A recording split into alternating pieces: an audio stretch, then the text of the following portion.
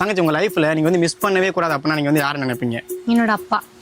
அப்பா அவ்வளவு பிடிக்குமா? அப்பானா அவ்வளோ பிடிக்கும். என்னோட கஷ்டமான நேரத்துலயும் சரி, என்னோட சந்தோஷமான நேரத்துலயும் சரி, எப்பவுமே எனக்குன்னு எல்லா டைம்லயுமே நின்னது என்னோட டேடி தான்.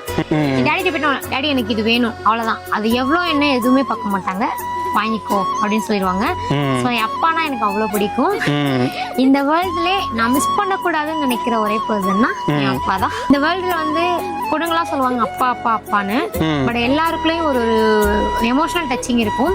எனக்குள்ள உள்ள எமோஷனல் டச்சிங் என் டேடி கிட்ட அப்படின்னா, நான் என்ன கேட்டாலும் என் டேடி இல்லைன்னு சொல்ல மாட்டாங்க. நான் ஒரு விஷயம் பண்ணணும் அப்படின்னா ஃபர்ஸ்ட் அம்மாட்ட தான் சொல்லுவேன். அம்மா வந்து எனக்கு குயினு, அப்பா வந்து எனக்கு வேர்ல்டு. ஸோ இதுவரை அம்மா கிட்டயும் சரி அப்பா கிட்டயும் சரி ஐ லவ் யூ சொன்னது கிடையாது. ஸோ இந்த கேமரா முன்னாடி நான் சொல்றேன், அம்மா அப்பா ஐ லவ் யூ. அடி கோயில் எதற்கு, தெய்வங்கள் எதற்கு, உனது புன்னகை போதுமடி.